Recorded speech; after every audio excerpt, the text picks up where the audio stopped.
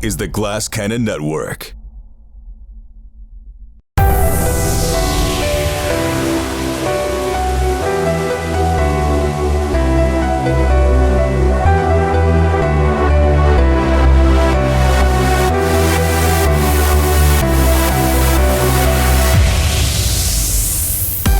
Hail, traveler! Welcome to the town of Portsmouth in the year 1381. This is the Game Garage, a show where we play tabletop role-playing games, and today we are playing GURPS, the generic universal role-playing system, and we are traveling back once again to the historical 14th century. This is our campaign entitled The Calamitous 14th Century, where we've seen all the horrible things that happened to normal, common folk in the 14th century in England. We've been through famines. We've been through plagues. We've had 2 attacks by the French.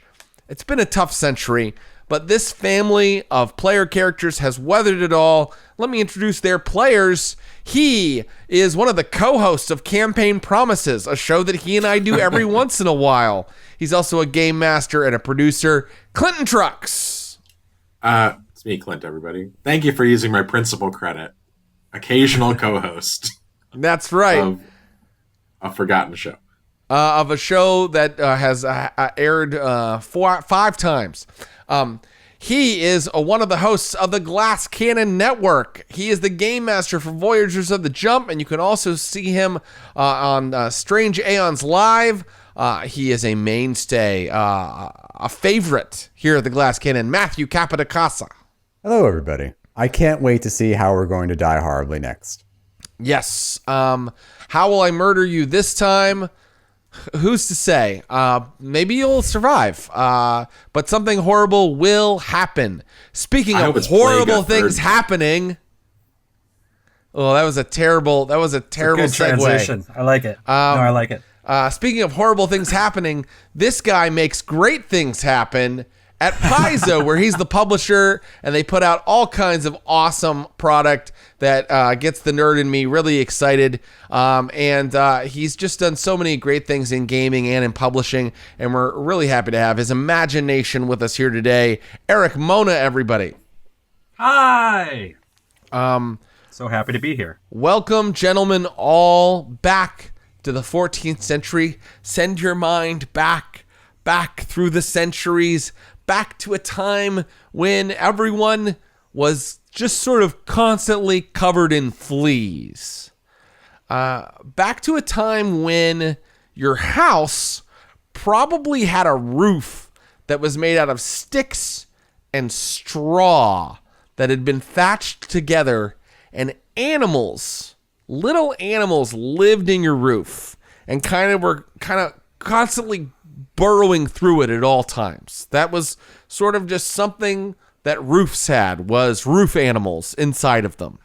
Cute. The beauty of a roof like that is if the French want to burn your house down, they can basically do it with a thought. It takes no effort to burn your house down with that kind of roof. They get lunch out of it, which is kind of nice. True. Right. It's like, how did the French manage to burn down Portsmouth several different times? By the way, today's adventure takes place in 1381. The French have just burnt down Portsmouth a 3rd time. Wow. That happened. They hate this city. That happened off camera. That's background for today's session. The French burned down the city twice when we were playing, and once off camera before today's session started. So. Yeah, like you say, Clinton Trucks, that is just a roof that's begging to be burnt. I mean, people didn't learn how to make things fireproof for a while. Excuse me, I still have a cold. Okay, let's see what else. Your food was usually pottage, meaning that you had a big cauldron in your home, and it was just filled with whatever you had kind of lying around, leeks and potatoes and vegetables and gruel. It was kind of a gruel that kind of constantly simmered over the fire, and you ate out of it for days and days at a time. Does that sound appetizing or disgusting to you guys? I mean, with a pottage, what I imagine is it has good days and bad days. right? Something good's like might have gone in day. it for a day or two. It's fine, and then it just gets progressively worse. You know, you're not wrong about that, because sometimes they would get a treat and they would get a little bit of meat. Right. And that meat might go, they might eat like the good cuts, and then they might put the gristle and the fat and some of the extra little things, the leavings from the meat into the pottage. And then that's a pretty good bowl of pottage that day, man. You got yourself a pretty good pottage there. Growing up with a mom from deep Mississippi, a lot of maws, trotters, jowls, etc. would find their way into a pot, and that's good eating, I gotta tell you. My grandma used to say that we eat everything from the rooter to the tutor. That is the case. that is awful. The Both definitions. In both senses of the word, awful and awful. One of the most unappetizing things I've ever heard in my life. We eat everything from the rooter to the tutor. First of all, I have so many questions. First of all, what is a rooter? Yeah, I had questions about that as well. That would be the pig's nose. Okay, all right. We would do a head cheese on occasion. And then I assume that the tutor is the pig's asshole. We would have chitlins, which is a cleaned and boiled and never seasoned enough pig intestine. If you close your eyes and think of France, it's like you're eating calamari. And a lot of places where you order calamari, that's actually what you're eating. You get pork Are bun. you serious, Erik? Is that true? Yeah, look it up. There was a whole NPR story about that. No, it was this American Life I feel like show it was about debunked on that NPR story. Well, it's possible it was debunked. We say lots of debunked stuff here in the Game Garage, but look into it. It's interesting.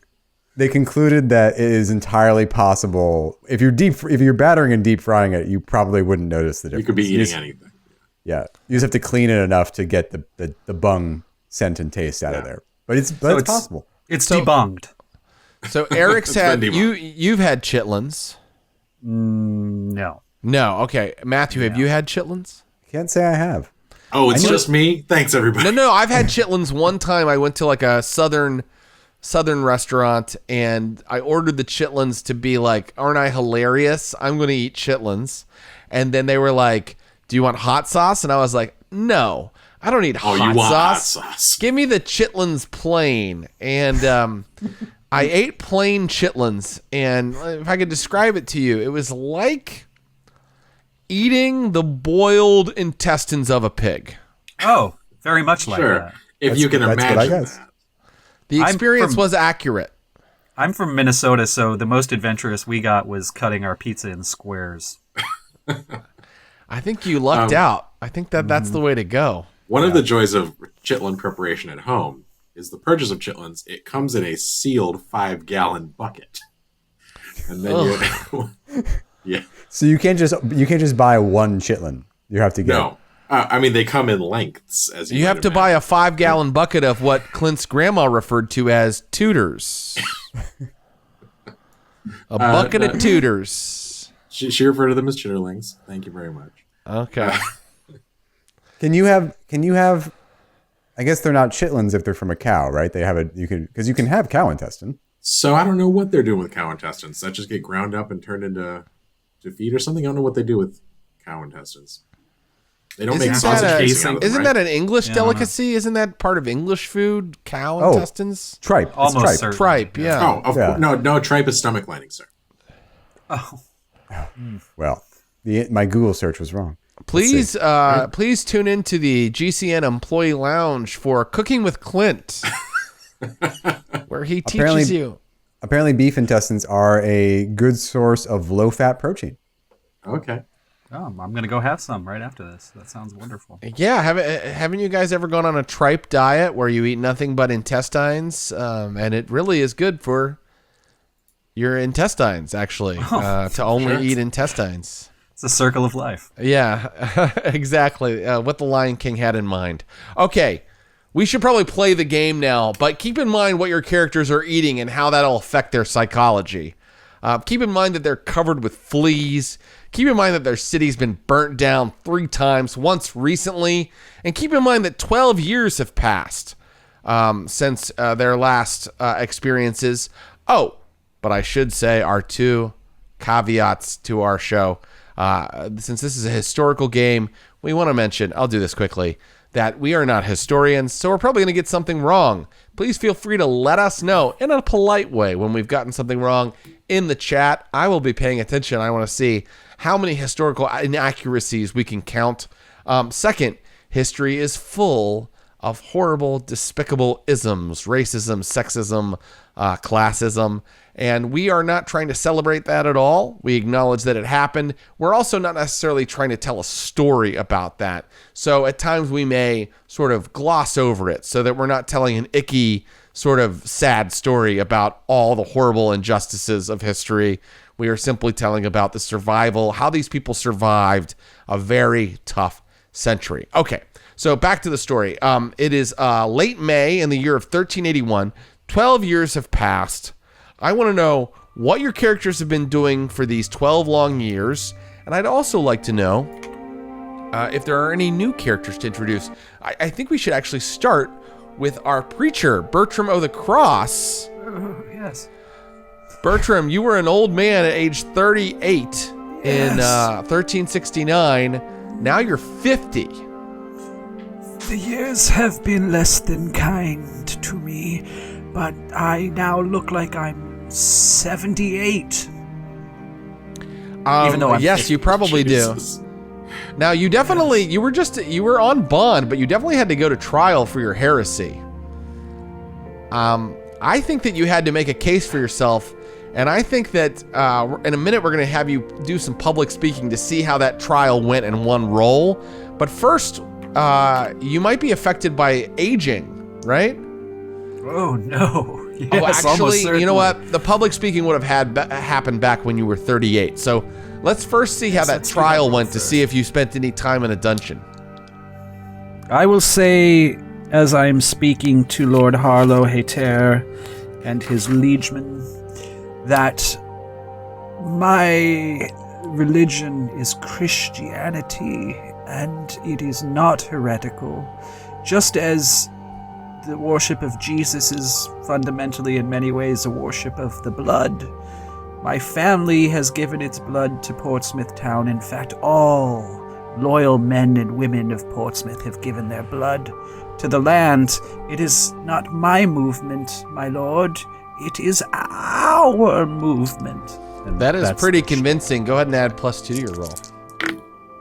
Well, I'm going to need it. Well, maybe not, actually. So I got a 12, and my public speaking is 12, so with a +2, I made it by 2. You made it by 2, so you succeeded. So I'm going to rule that you were free to kind of spread your doctrine.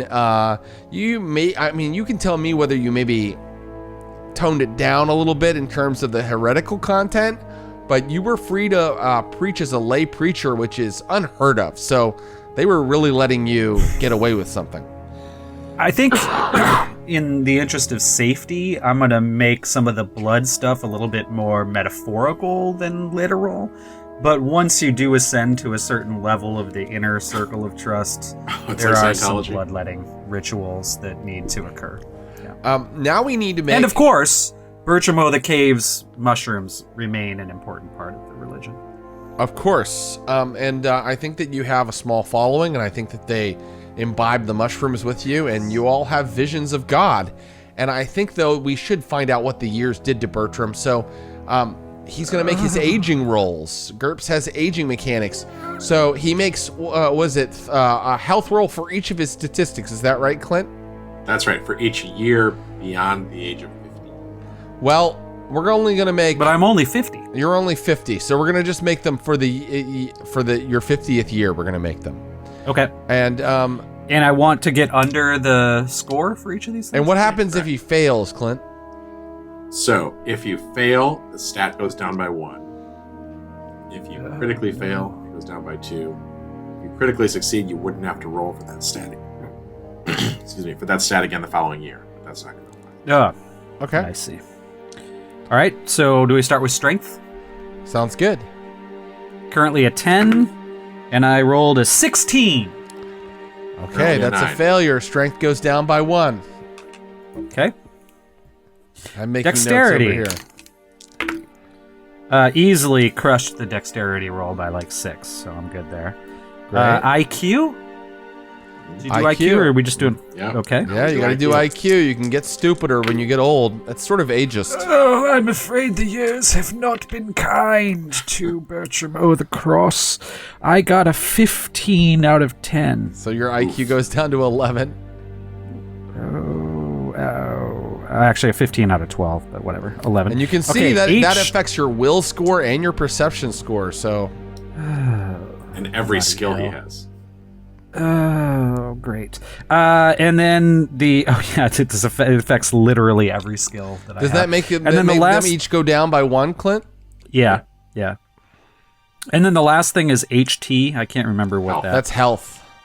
Oh. Yeah, I failed that by 3 as well. Oh, okay. Now you know what happened to Tall Robert. Yes. Less tall, Robert. Less Tall Robert. Boy. So well, the years have not been kind, as you said, Bertram year. of the Cross. The year. Yes. Yes, it's especially the last one. It's really difficult. So I'm taking all of your skills down by 1. I'll let you do that bookkeeping on your own as well. So when we roll during today's session, you have a handle on it. And I'm going to turn to Clinton Trucks and I'm going to ask you, how is Jack the Hod doing here 12 years later? What has he been up to? So when last we saw Jack, we were still in the midst of throwing off the French invasion. I think he probably rejoined the army for a year or so at that point. Then came back to Portsmouth, married, maybe kicked out a squirtling or two, and has been working as a mason. Ooh, do you want to know what his wife's name is? I would. Okay, let's find out. Let's find out, shall we? I have a medieval name generator here we can use. And you say a squirtling. You say that is that children? That would be a child. Okay. So, how about a wife named Justice? Whoa. Ooh. All right. Wow. I like it.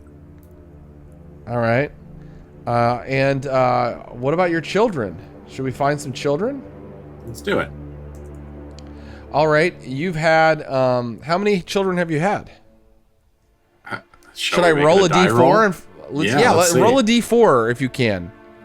Or if you think you've been really prolific child-wise, you can roll a d6. Actually, give me a health roll first. All right. Whoa. 17. That's a failure by 5. Oh, boy. Okay. Maybe I didn't have any kids. Yeah, I think that maybe you or your wife is barren. Yeah. You are Justice. Since it was my health roll, let's say it was me. I don't know. I'll put this on her. Yeah, that's right. Let's not put that on Justice. Okay. This is very horrible for a medieval man to not have any children to carry on his legacy. Poor Jack the Hod. Unless he's a priest. That's fine. Exactly. It just means that I try and keep my wife in fine style. I don't have to waste money on children. Sure. Fine style as a farmhand. Yeah. All right. Yeah, exactly. You better watch out, or some latter-day Wilkie is going to show up and steal her from you. We scrub out our pottage pot every 3 days, guys. That's how we're rolling around here. Ooh, wow. It seems wasteful. It's funny you should mention that, Erik. Oh. It is funny we should mention that because Esther II, of course, expired from the Black Plague after the Second French Invasion in our last episode. So you have brought a new character. Matthew, tell us about this character.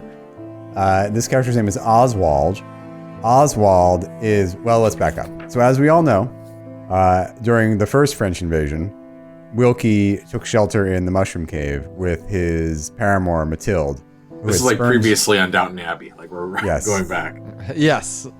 Mathilde was the wife of the miller with whom young Wilkie engaged in an extramarital and blasphemous affair with.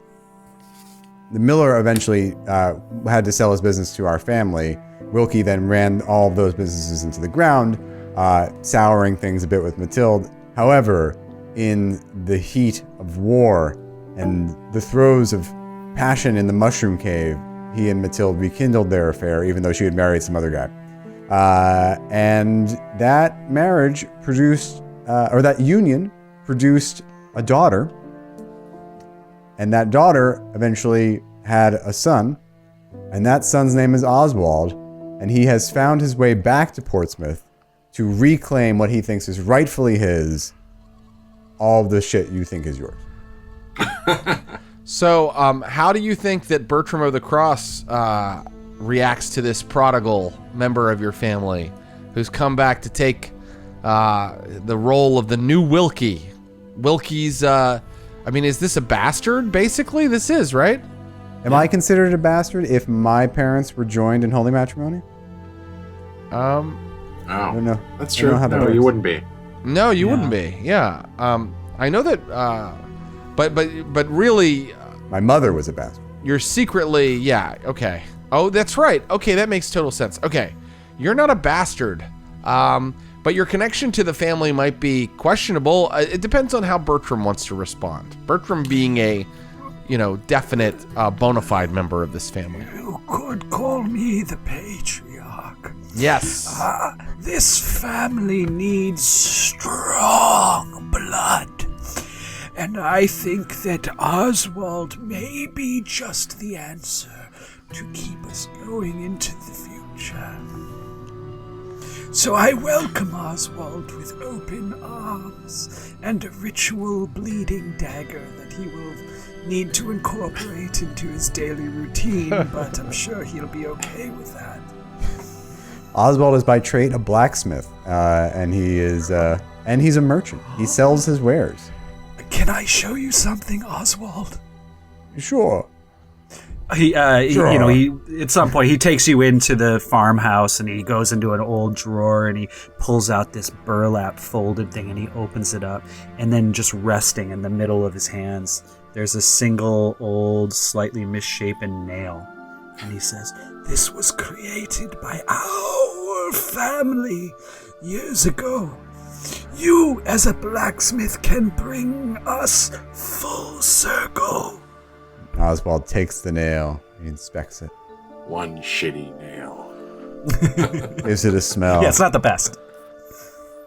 If this is our family's legacy, I plan to improve upon it. He throws the nail back into the rag. Well, technically, the family's legacy is one of martyrdom, sacrifice, and psychedelic cave mushrooms, but the nails are a part of it. Is my grandfather still alive? Wilkie? Probably. I can answer that. No. I don't know. I thought Wilkie maybe- survived until the 1349 events. He got kicked he by a horse, survived but the hung plague. on for a long He survived the plague, but let's see. He was quite old and infirm at that point. And I think he was 19 in our first session. yes. So, and at what year was that? That was in 1316. It's 1391 now. It's 1381 now. Yeah, I mean, it's possible. Do you want him to be alive?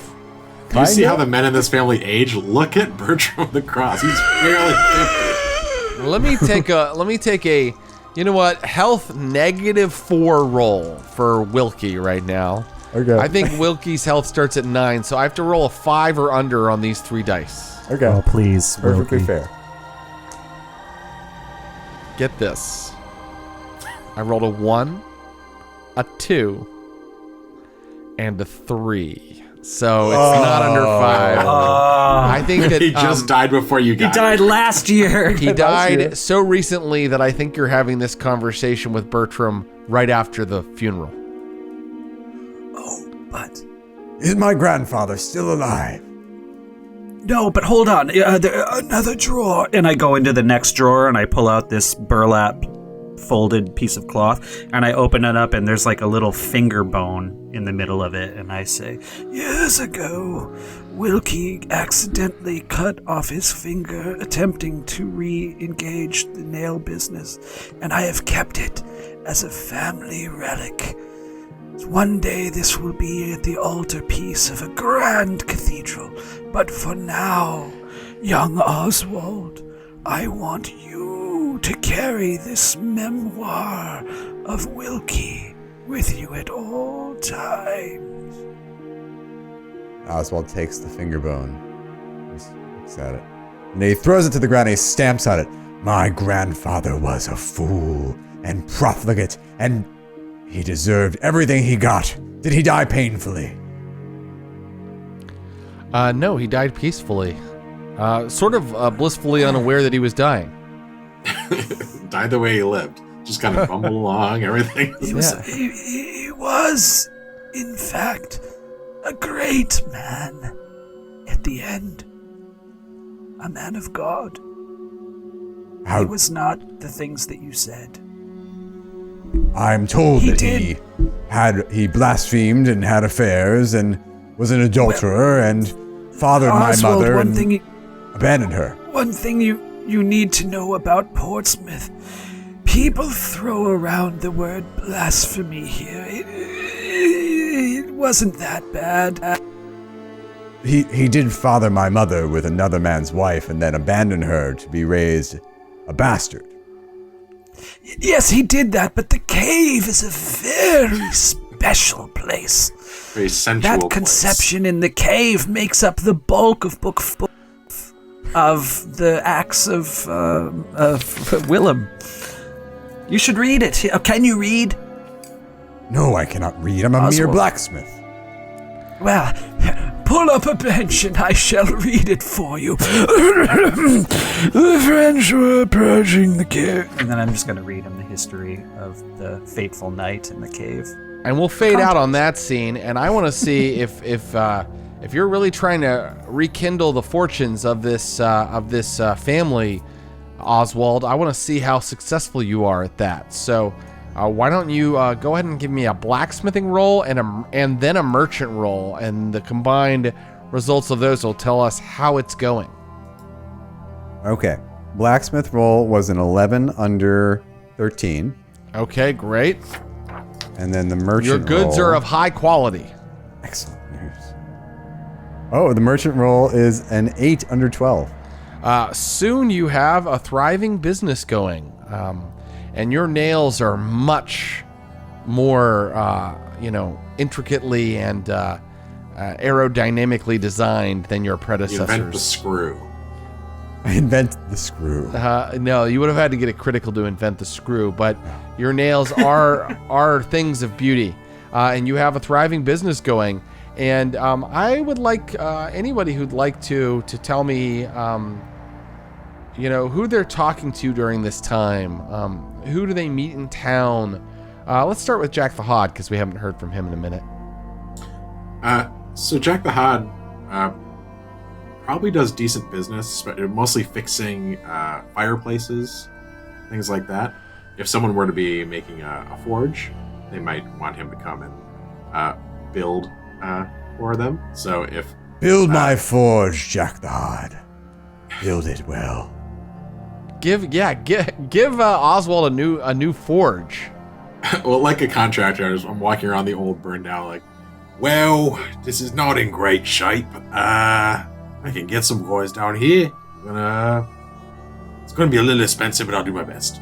And I will see if I can rebuild the forge right on the space of the old forge. GURPS, the only game that provides the opportunity for exciting masonry rolls. There's a lot riding on this.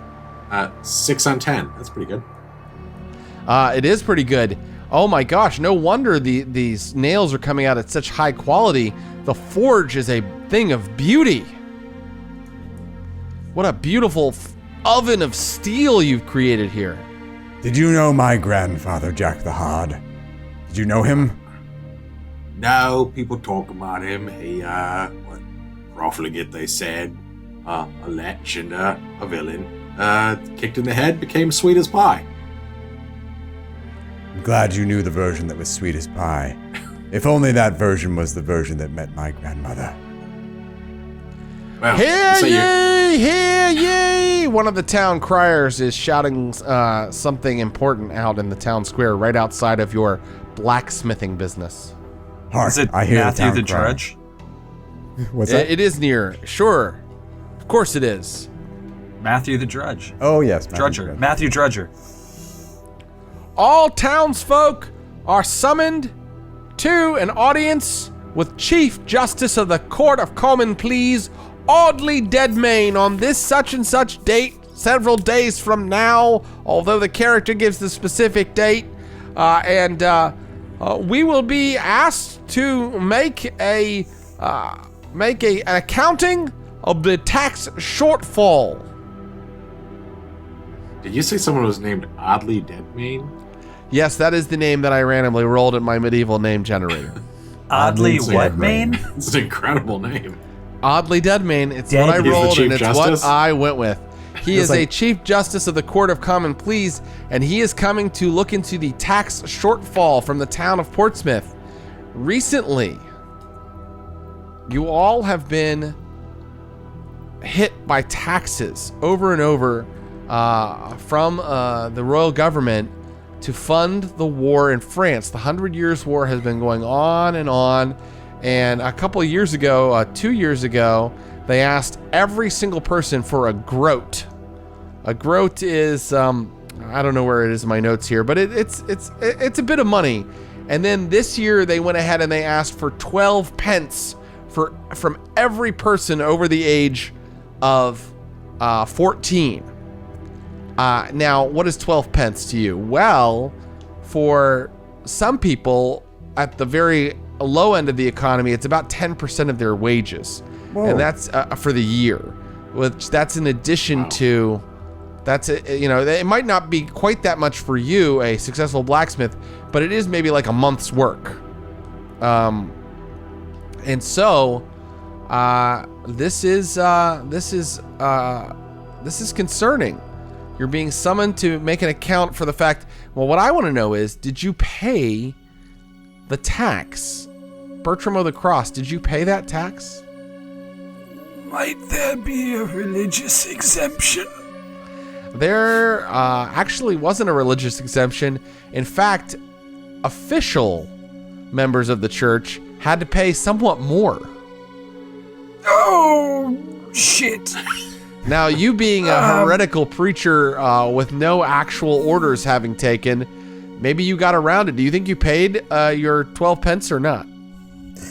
Good sir, at great personal expense, I made the most brilliant oratory performance of my long life in front of Lord Harlow Hayter himself, and he forgave me, so perhaps we could be a little bit less loose with the H word.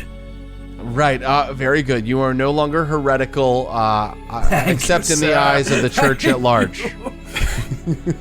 Well, yes, there's that, but locally, I'm right in the mainstream. Could I have afforded to have paid it? I think it's probably unlikely that you... It's unclear how you make money. You individually... Yeah, it's unclear. By tithes? I don't know. Selling drugs? Could I have pressured my flock for additional donations that I could then pass along to the governmental? That sounds great. Why don't you agents? make a public speaking roll and see if they provided Very you... good at this, although not as good as I once was. That's right. Oh my god, I got a 6 out of 9. Or no, out of 11, so... So even though they couldn't really afford it, your flock Yeah, that's not my provided problem. you with the donations you needed, and you have paid your tax. Render unto Caesar. Jack the Hod, do you think you That's it. paid your 12 pence? So, Jack the Hod is an innumerate man. He would leave all of his business dealings to his wife, Justice. Although, if asked, he would pay the tax because, as a man of the military, he knows where that money goes. It's very necessary. Well, what was he doing to make money? Let's see if he made enough. Maybe well, he he'd just be- couldn't pay it. Yeah, working as a stonemason. So, let's see how I did. Mhm. 9, 10 on 10. So, it's certainly a stretch.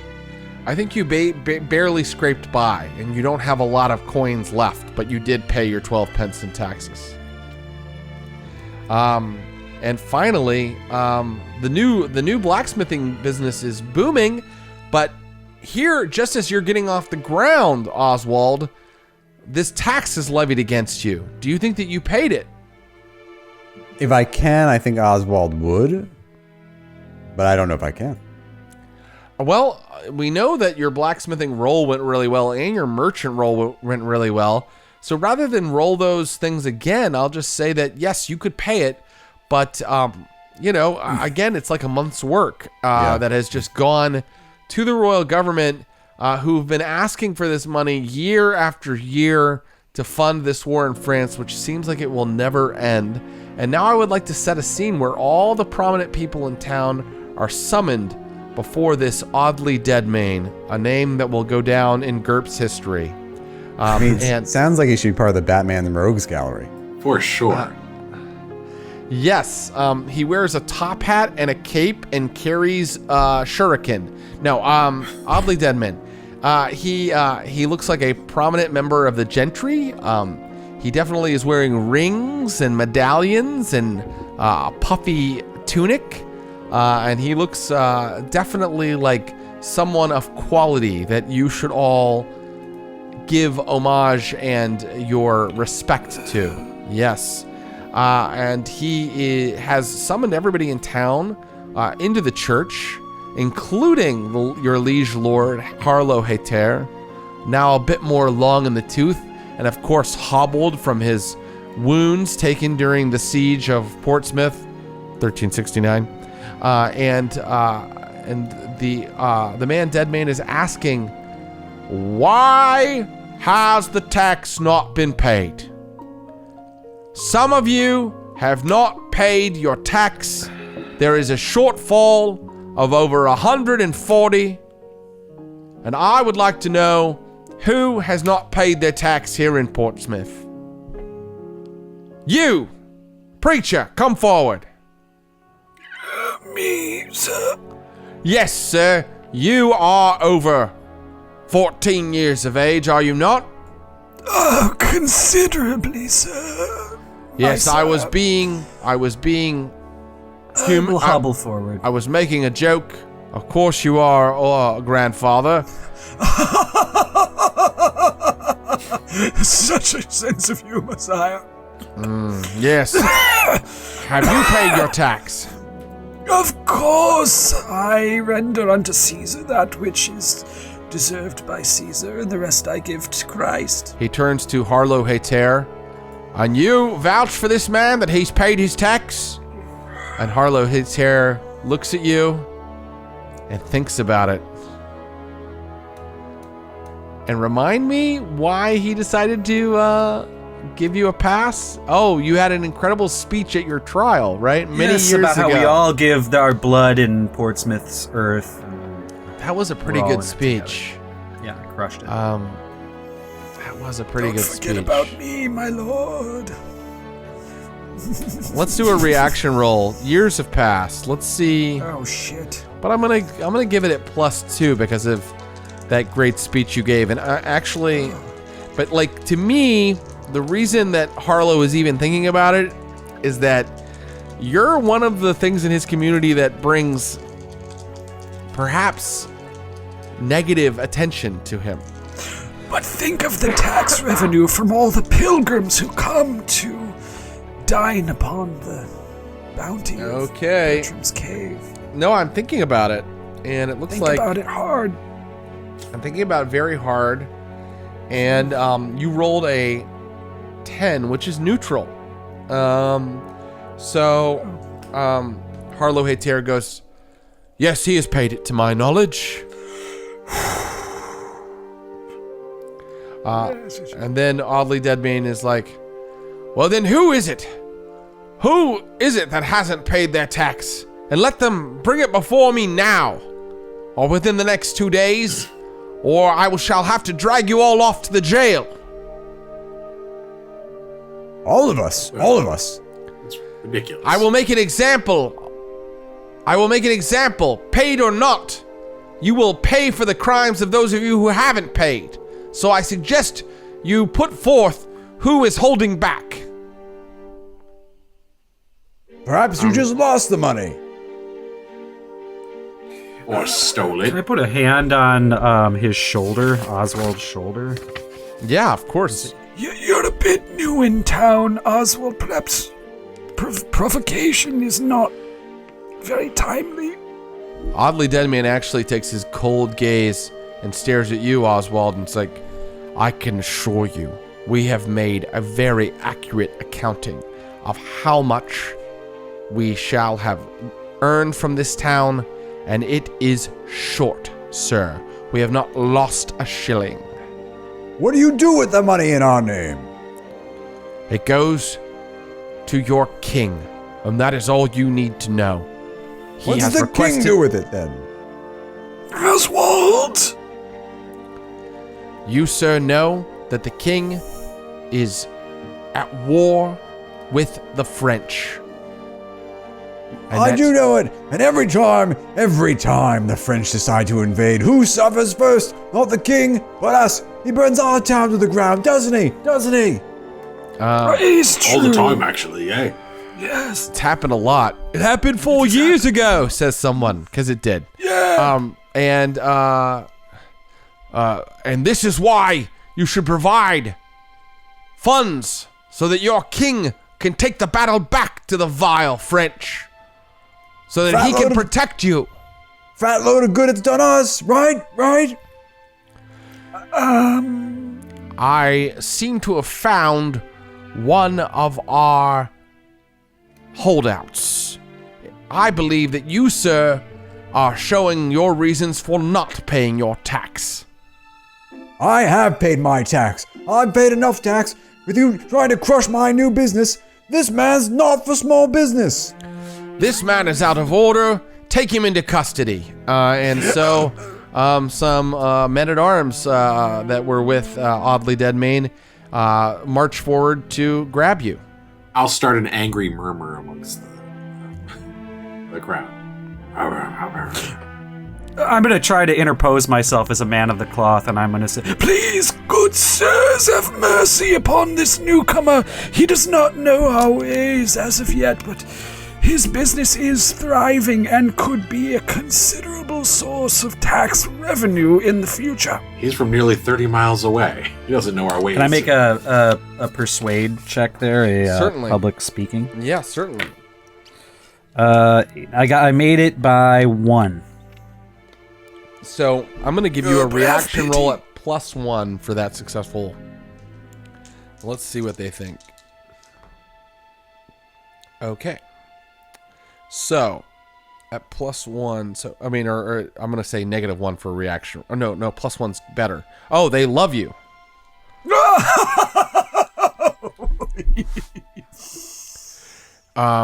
So they're like, learned grandfather, this man excites the ire of the king. He blasphemes against the king. He questions the king. What are we to do with a countryman such as this? I'm just going to take a step forward and put my hand like this, and I say, You squeeze him for more groats. You squeeze him for groat, right? more groats sounds disgusting, but it really just means more money. yeah. And so Oddly Dead Man says, we shall be here for 4 more days, and that time the shortfall shall be accounted for, or we are going to make an example of your citizenry. This meeting is adjourned.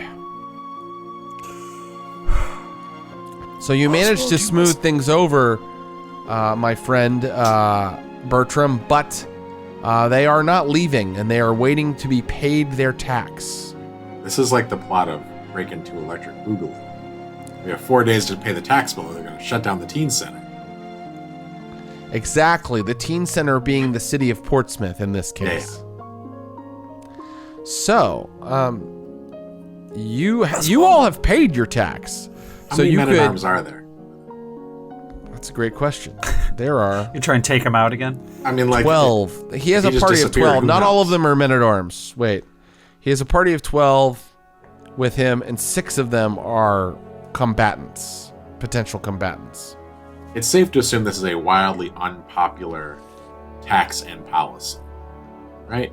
Because it's pretty exorbitant. Wildly unpopular is a understatement. Yes, this is everybody's been angry about this for months. Not only is it an unfair tax and another tax on top of extra taxes that were levied last year and the year before, but in addition to that, they have been really unorganized in how they've collected it. So if they have a shortfall, part of it is their fault. Sure.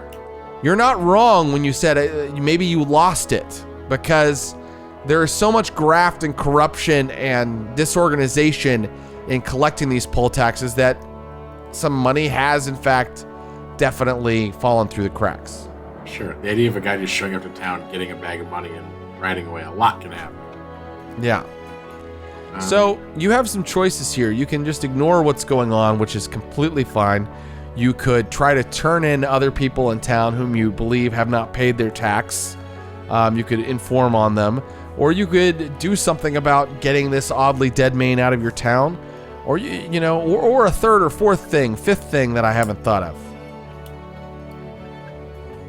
Perhaps we should gather some of the citizens together once the men-at-arms leave, and we'll see. Pool our funds? Why pool our funds? Clearly, this man has been spending our money and not giving it to the king. He is the disloyal one. He is the one the king should make an example of. Do you have proof of this malfeasance? Of course not. I think we have to assume. Oh, yes, Jack. 12 men is not enough to shake the shillings out of the pockets of an entire town. How would they stop us? If we were to gather everyone together and say, be on your way.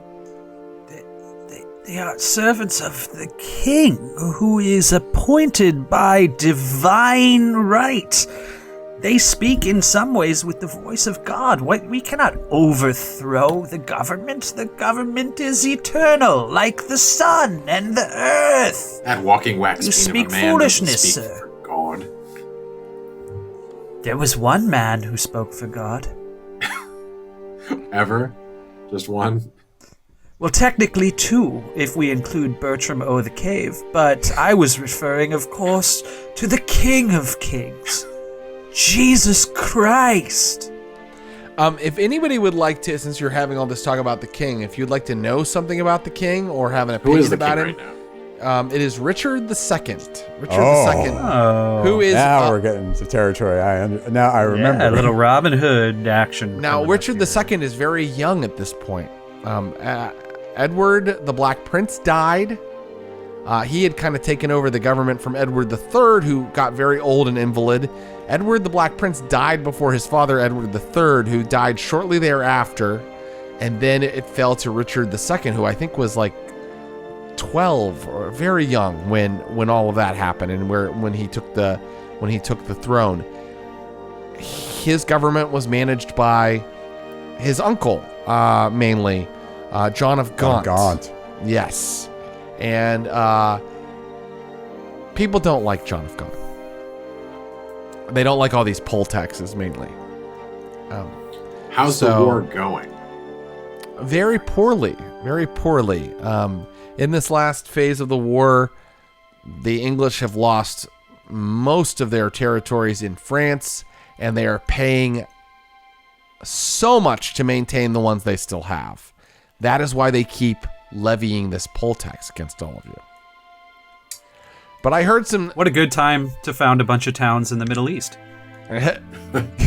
No? No, maybe not. All right. I mean, I see why you'd say that. On paper, it sounds great. Right. So, I heard one idea, which is to gather up some town folk and run this tax collector out of town.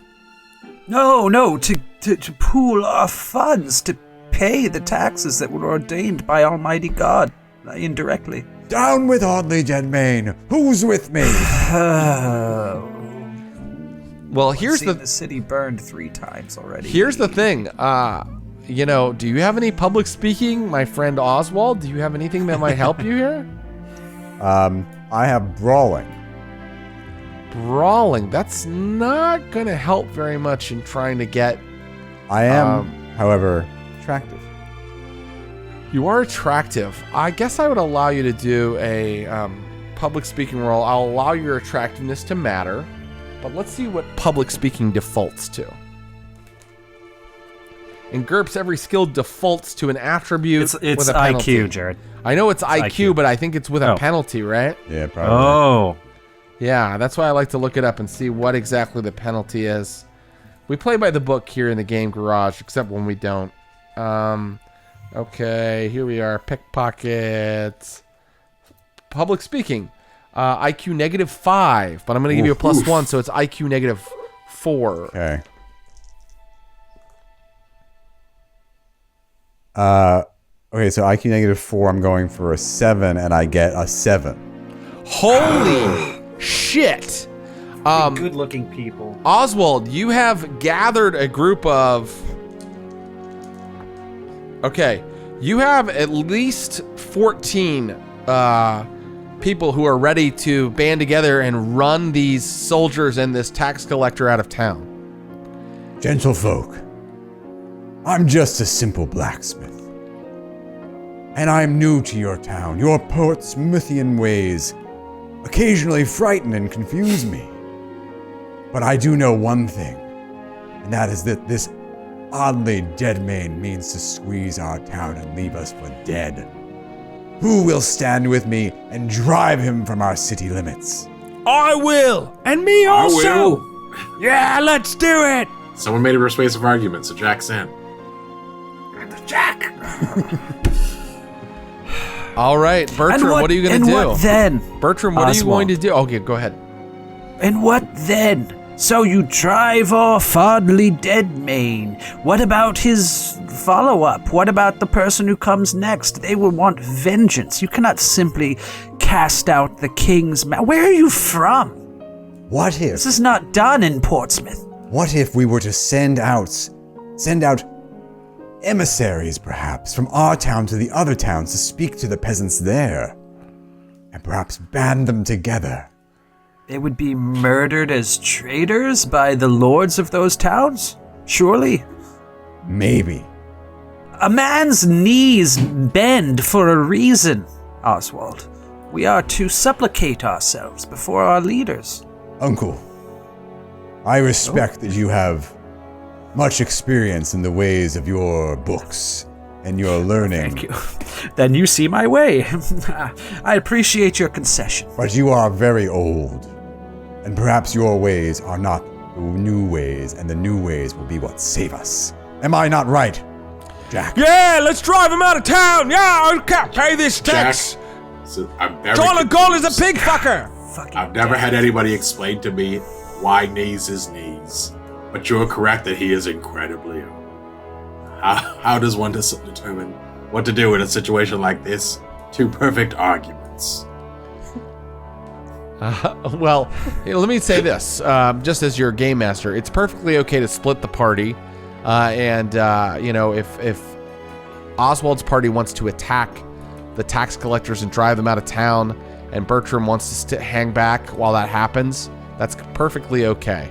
I can't let that happen. He's as misguided as he is. He's still family, and I can't let him march off to his death, but it will destroy the legacy. That's my last plea. Think of your family. Think of everything we have built over the last 80, 90, 2,000 years. Would you grind it all into the dust for a moment of defiance against the Lord? This family that you speak of has cast me out and forgotten me, and only brought me in now when it was financially to your benefit. Well, that's true. It is true. I never heard of you before this, honestly. We were trying to keep it quiet, Jack. It's an embarrassing thing. I'm sorry, Oswald. On behalf of our family, I suppose I can support you in this villainous mission. It's great to hear you say this, Uncle. I do not blame you.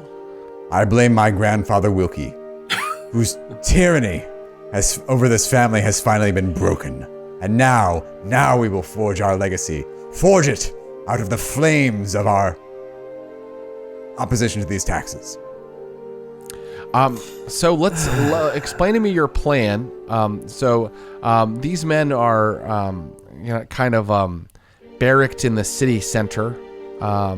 There's like a tavern and an inn, and they're staying in the gentry quarters in the inn, which is like the fine suite, with the soldiers kind of milling around down in the tavern.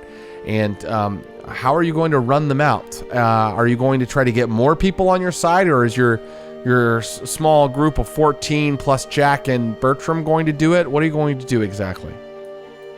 We should go to the public house and try and... Yeah. I was like, can we go out and get some more people? Or maybe we can use Uncle Bertram's, his flock can join us as well. Bertram, that's up to you. Are you going to allow the flock to join them?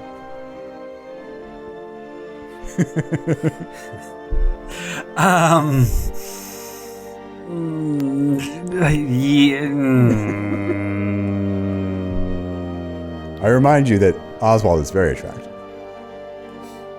You're the minimum level of priest. attractive you can be at this point. Yes. What is the plan? I might, but I want to hear one. So tell me, Oswald, you've shown yourself to be a capable steward of the family business. You defeat the taxmen. What next? Then we use the funds that they would have stolen from us to rebuild this town and be ready for whoever they send next. And then we gather all the peasants in the land together to overthrow John of Gaunt for the terrible damage he is doing to the crown. You seek to overthrow the regent? Yes. I don't know what that means, says Oswald. It's the person that sort of rules in place of the king. Very recently, he became no longer the regent, but he was for many years up until this point. I see. Can I pull Jack aside for a second? Sure. Jack is he's shaved down a pole, and he has a bucket full of worm tar and a sack full of feathers, waiting to hear that we're going to run people out of town. Jeez. Jack, you have served our family for many, many years. May I have your counsel? It's been many years, and no one's ever asked what I thought. Certainly. Well, this new family member, this Oswald, he says that he is from our line, but he comes as if from nowhere on the eve of a great conflict in Portsmouth. Tell me, you as a soldier have traveled the world. You have fought in battles of this endless war. Do you detect in the voice of our new companion Oswald perhaps a lilt of an accent of the French? It is funny you ask, because I look at this man, and he is, to my eye, the spitting image of old Wilkie minus the drool. And I'd follow him anywhere if you're asking. Shit. He's quite handsome. He is indeed. As fair as a beautiful milkmaid. Very well, I will turn my flock to this great purpose, and perhaps when we have dethroned John of Gaunt, Bertramism and Willamism can be the official church of the land. So, how terrifying. These are poor you are idiots. going to with this large force. I think you've at least doubled your force to like 28 citizens, maybe a little more than that. I think in order to move the story along, rather than do a long combat with a group of tax collectors, I would like one roll to rule them all, to see if you're able to drive these tax collectors out of town. And what skill do you think that you and your force are using? Are you using like ridicule and threats? Are you using physical violence? And since you're the leader of this force, Oswald, you are going to determine that. Well, I don't, as we know, public speaking is surprisingly not one of my skills, but brawling is. Yes. So I think Oswald would default to physical intimidation and violence. The peasantry breaks down the door into the tavern and comes running in with their fists up, and they start pounding on the men-at-arms who weren't ready for them. And we're going to now have Matthew take his 3 dice in his hand, and he's about to roll his brawl to see how it goes. And we'll find out when we come back from a short ad break if you are able to drive these tax collectors out of town and what it means for the larger socioeconomic situation in England when we come back on the Game Garage here on the Glass Cannon Network.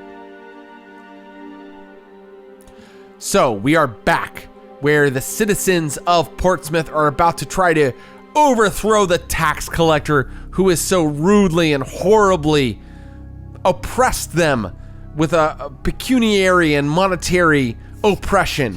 And our leader, the leader of our rebellion movement, Mr. Oswald, has led a team of angry citizens and Bertram o' the Cross's flock and Jack the Hod into the tavern and inn where the tax collector and his men-at-arms are staying, and they have attacked. And even though you might use leadership roles and then a prolonged combat in some games, in this particular case, in order to show you the breadth of this historical event that we are retelling here, we're going to do this quickly right now with a brawl roll to see how well this brawling assault works against these people. I'm going to make it unmodified, I think. I think we're going to do a straight brawl roll. Matthew, you can roll for Oswald now. All right. I got to go under 12. And I roll a 9. A 9. Your people come in and they beat the men-at-arms to a pulp. The men aren't even able to grab their weapons before they are beaten mercilessly by your men. And the next thing you know, you hear a horse kind of like stomping outside, and Oddly Deadmane is upon it. And he's about to ride away. What do? Do you let him run? Okay. Get him! He's the most important one. Gotta stop him. Okay, he looks in terror at all of you, but he has mounted his horse and he is trying to run away, and everybody's trying to catch him. So, let's see. I'll roll some brawl, but with a penalty for a couple of citizens. Let's say there are 5 citizens in a position to maybe get their hands on him. And they're going to roll at -2 each because he's on a horse.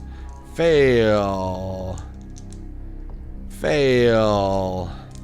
Oh. Success! Yes! One of them is successful, and I'm going to also allow one of you to be near this horse, and that is Jack the Hod. So Jack the Hod was carrying the pole that he was going to strap them on when he tarred and feathered them. And he'll use the pole to just swing at the legs of the horse. Okay, give me a roll. All right.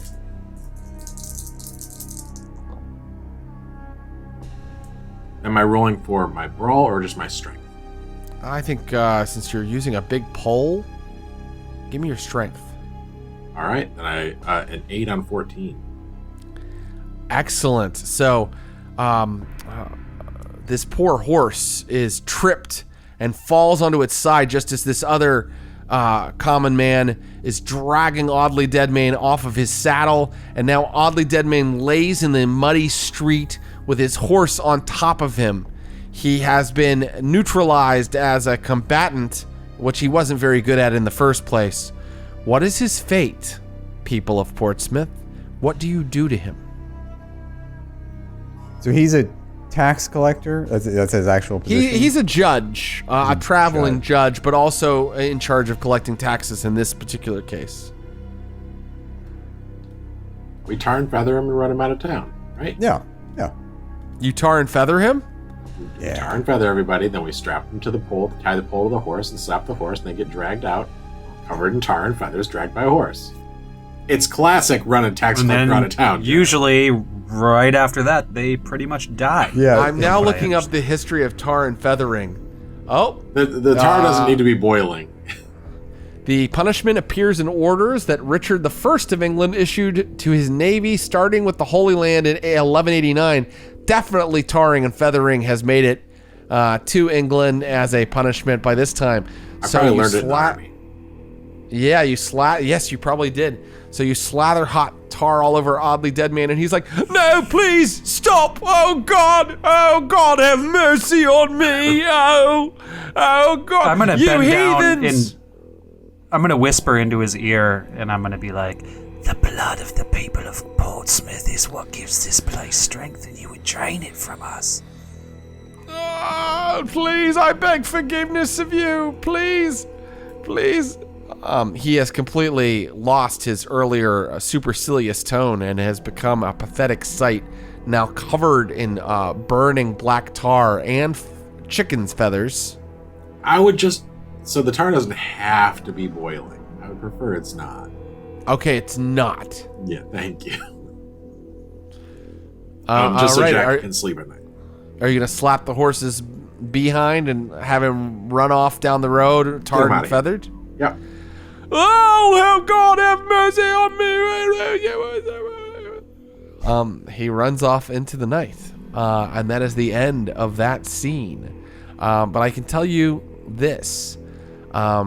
You spoke of perhaps getting in touch with other towns. Is that correct, my friend, Oswald? Well, you managed to do that. And word gets out that you're not the first town where this is happening. In fact, you learn that John Ball has been released from Maidstone Jail, and that several other towns have come together, and an army is going to London to change things once and for all, to end these taxes, to get rid of all the lawyers, and to put an end to serfdom. Am I meant to know who John Ball is? Well, maybe you don't know, but if you roll theology, you might know. I do. I have that.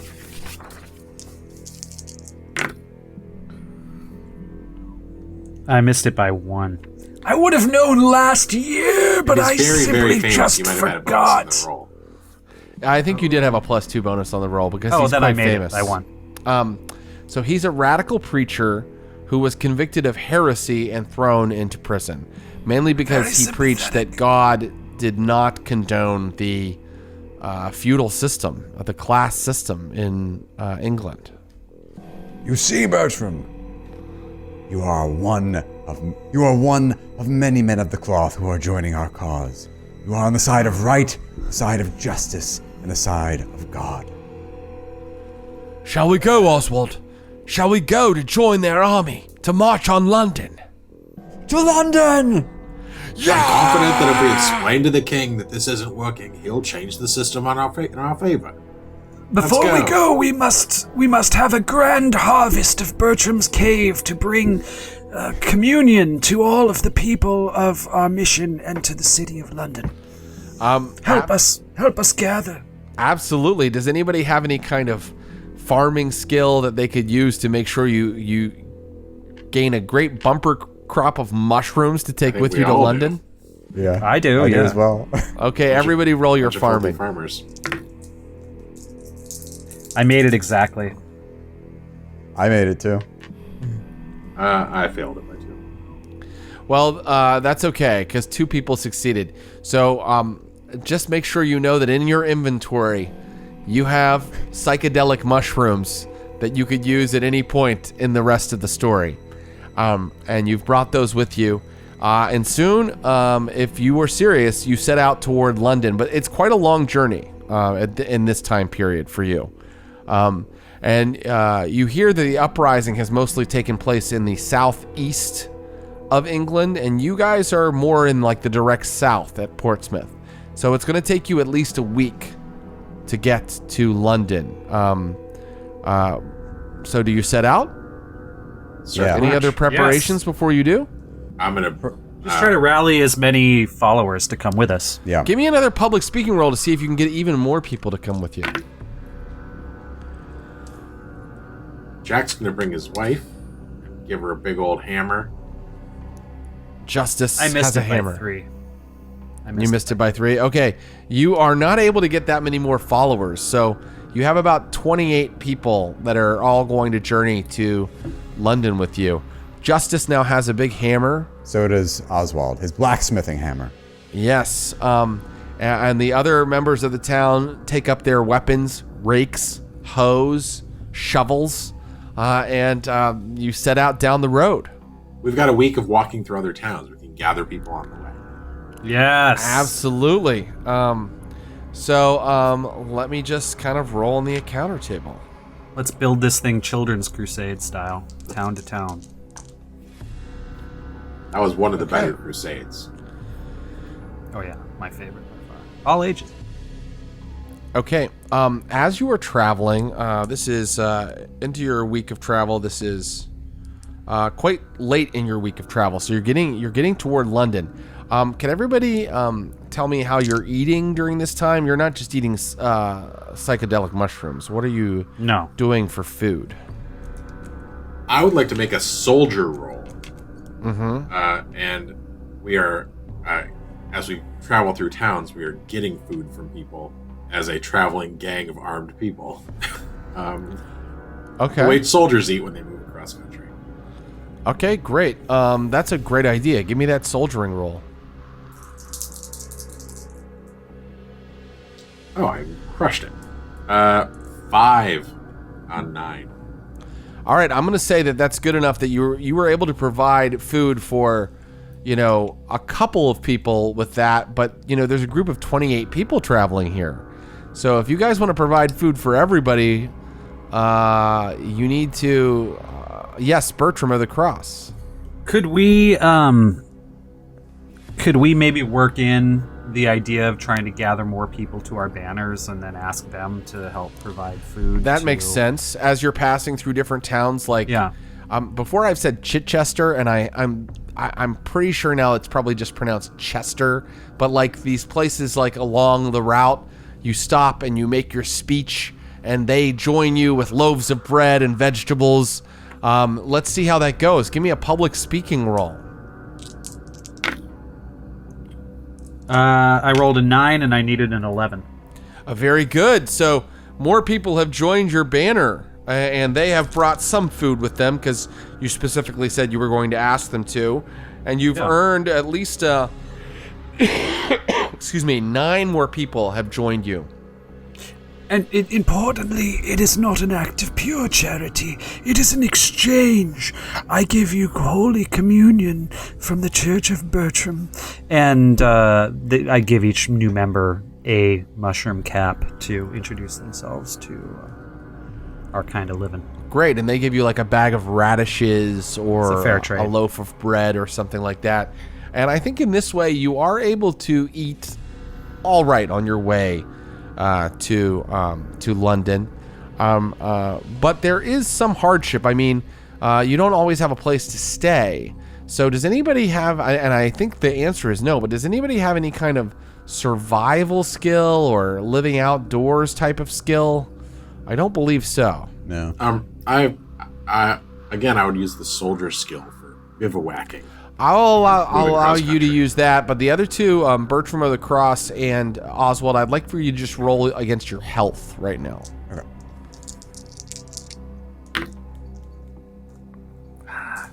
Ooh, fail. I would have survived this a year ago, but I failed by 1. All right. I also failed by 1. I failed by more than 1. I failed by 5. Okay, so if you failed, I'd like for Jack the Hod to take 3 health damage. Get this. Even though you failed the worst, you take 0 health damage, Oswald. And Bertram of the Cross, you take 0 health damage as well. For some reason, the guy that was best at doing this kind of thing, I think it's just that you're not feeding yourself, you're feeding other people and you're hungry. Got it. And this is the situation you're in. You still have a little bit of food, but you've been sleeping outdoors and you're feeling pretty haggard and pretty tired when you start to come to the outskirts of London, and you happen across a large manor house, and you see that there are other people. You finally come across another party of peasants other than your own, who are all gathered outside of this manor house, and you can see that they are clearly setting it ablaze. Oh, And they shit. turn back to you and they go, "Ho there, friend! Where do you hail from?" Portsmouth and its environs. "Stay back if you be not part of our army. We intend to bring an end to serfdom. We follow the great preacher John Ball." And what if we are part of your army? "Well then, friend, grab a torch. We're gonna burn this town to the ground." We follow the great preacher Bertram of the Cross. Oh, yes. Oh. Yes, let us join them. The die is cast, and we must see it through to the end. Do we not mean to burn London to the ground? Why do we burn this town to the ground?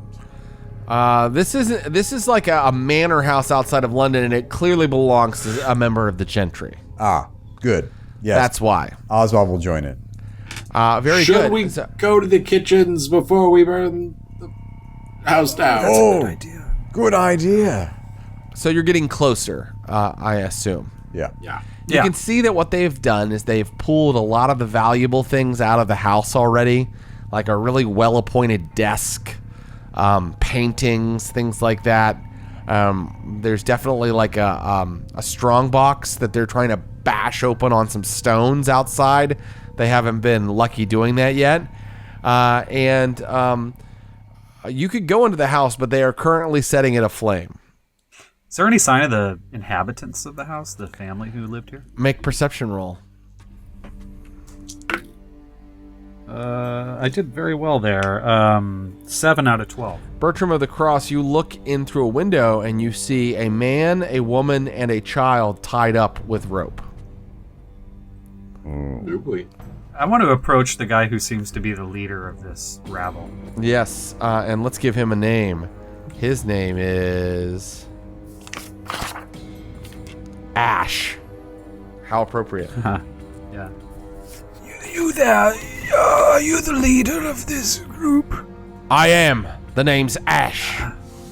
Hail and well met, Ash. I am Bertram o' the Cross of Portsmouth, a boon companion of Oswald, who is leading our contingent of this great movement. Yes, so? I could not help but notice an entire family tied up inside that burning building. Surely you don't mean to murder them? They are part of the problem. The man's a lawyer, No! which means the son will be a lawyer. Oh, I see. And we say death to all lawyers. Blessings of all holy God upon you, then. And I turn around and walk away. That makes perfect sense. Very good. So it looks like you guys are going to allow this to happen. We're so far beyond Bertram's moral radar at this stage that he's already thinking about the new world on the other side of all this garbage, so he's willing to do whatever. Very good. Can we not spare the wife? And why should we? We kills lawyers, we kills the sons of lawyers, and we kills what women's boink lawyers. This one does have Wilkie's blood in him, Jack. But when the wife and the son see what you do to lawyers, will they ever boink or be a lawyer ever again? You doubt your own power, man. He seems confused by your reasoning, and will need some sort of roll to convince him to spare the lives of the woman and child. What is there a persuade roll I can make at some sort of penalty? What does persuade default to? Let's find out. We just throw open our GURPS book, we turn to the page on skills, and we find persuade. Piloting poisons? No, that's not it. Diplomacy would be. Diplomacy is what we would use. And what does that default to? It's pretty difficult, as I recall. Let's see. Diplomacy. Let's see. Dreaming, driving, no. Every skill you could. Here it is. Oh, IQ -6. Oh, Yeah. yeah, this is going to be a very hard roll. Well, I think you've argued well, or confusingly to this gentleman, to Ash. I think just I can threw my So- assist. dice on I the can ground. assist with this diplomacy roll then as well. You can. How are you going to assist? Jack's gonna roll up and say, "When you fight wars, you only kill the soldiers. Go ahead and burn that lawyer to death, but let his childer and his wife go, or I'll stove your head in." Ooh, you're being threatening. Yeah. That feels like intimidation. Oh, I can brawl. I can beat this guy up to intimidate him. That I can do. Do you have an intimidation type roll, Clinton Trucks? I do not have the intimidation skill, but I will say I'm not kidding. Like, it's not a bluff. Well, give me a intimidation defaults to will -5. Give me that roll, and if you succeed, our friend will get a bonus on his diplomacy roll.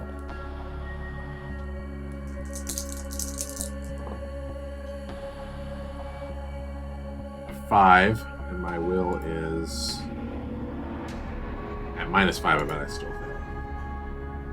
Yes. So at -5, I would have needed a 3.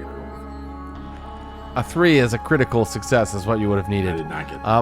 He's got a large party of common folk with him. He's not really afraid of you. And so if you want to convince him to save 2 members of this family, you're going to have to succeed in that diplomacy roll at IQ -6. Oh my God. So I need to roll under a 5. But I told you that I found your role playing pretty convincing. So let's do it at -4. Oh, great. All right, roll under a 7. 11. It's not a success, and they push you away and they go, "We think you are not true to the cause, sir. If you do not have the strength of your principles in your blood, then we have no use for followers like you." And they push you out of the circle immediately surrounding the house, and they set it on fire. The flames go up because this being a manor house, it doesn't just have a thatched roof, but it's definitely made of a lot of wood. So they have managed to set. They've also gathered materials right along the edge of it that will quickly catch. Well, The house burns and the people inside scream. Someone could run in and try to save them, but there is an entire small force of yeah, common folk surrounding it. it's getting out of the house that would be a little harder. Yeah. All right, you guys. I grab Justice and I pull her away. She says, "This is awful. I thought we came here for justice, but instead, It's just I only us. see bloodshed. I only I- see horrors and bloodshed. Husband, what is the meaning of this?" I believed this was a godly gathering. But this Mr. John Ball, there's no sign of him here. Merely soldiers doing what soldiers do. Unled. So, we are soldiers now, are we? So we find ourselves in a fight. So we are. I will follow you if you tell me to, for I truly love you, even though we never managed to have a child Jared, are you together. sensing sexual tension right now? In this? I'm not sensing it. I'm attempting it. Well, I love the dynamic of the woman who will do whatever Jack says, and Jack who will do whatever the nearest person to him says. Yeah. So he says, "And I'll never lead you astray, love." And then he listens for somebody who's actually doing something, for somebody who's looking for someone to follow. The house is now burning. Strong. There's a strong inferno blazing around it. And I will just say, as the house burns and people stand aside to let it burn, that this rebellion really did happen in 1381, and much worse things than the burning of a house with a family inside it happened during this rebellion. There were a lot of casualties that perhaps were not complicit in the government's taxation policy, and perhaps we'll see more of these horrors as we continue. But after they've burnt the house down, there is a bunch of loot laying around in the yard and on the grounds. You guys can kind of dig through that. But these people continue to march toward London, the party you've just met. What would you like to do? If there's stuff to feed our small Portsmouth gathering, or something to assist in feeding them, I'm looking for that. Does anybody have any kind of scavenging skill? Because it looks like the party that got here first and burned the house, they definitely grabbed all the food they could as soon as they could. Sure. What about food that might be in the farmland right around the manor? Is there farmland around the manor house? Yeah, there would be. Yeah, of course. Should I try a farming check to see if there's some potatoes or something that are just ready to come out of the ground? Oh, that's Philistines interesting. Didn't take. That's interesting. Yes, you may. I made it by 1. 8 out of 9. It's June.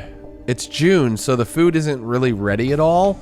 But you managed to find some stuff that's edible, both of you. And so Maybe I'm going to say fruits. I'm not going to throw any kind of food problems at you anytime soon, although I was really planning to do that because in the actual history of the Peasants' Revolt in 1381, one of the problems that they had was they all traveled to London and they were out of food when they got there, which made them, quite angry. They were hangry, really. Really, they burnt London because they were hangry, if you think about it. They could have just gone to like Nando's or something and got some chicken. Yeah. It's unfortunate though, that they did not go to Nando's. Scrounging. Okay. So yeah, you get some kind of like not really ready vegetables that you can gnaw on, and you have that. And now the earth provides. Spending time doing that means that other party has moved on up the road. Have we lost our tastes for revolution? Never! Actually, let's find out. Have the people with you lost their taste for revolution? Justice sounded like she was wavering, but she also, said that she would follow her husband where he said that they should go, and her husband said that he's going to stay the course. Did I read that correctly, Clinton Trucks? I would say.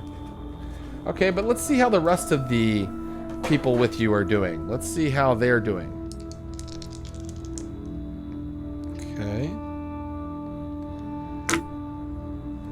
Okay, so they seem not quite as hot for the revolution as they used to be. They are kind of all talking about, like, should we continue? Why are we doing this? Are we really going to kill innocents as part of this crusade?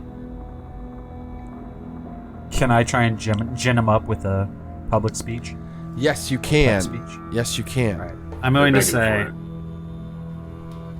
there are innocents who have died and who surely will fall before this movement is done. But think of fair Portsmouth. Every time the French came in their endless war with the king, with the kings, it was the people who suffered. The people ever shall suffer until we put an end to our suffering ourselves.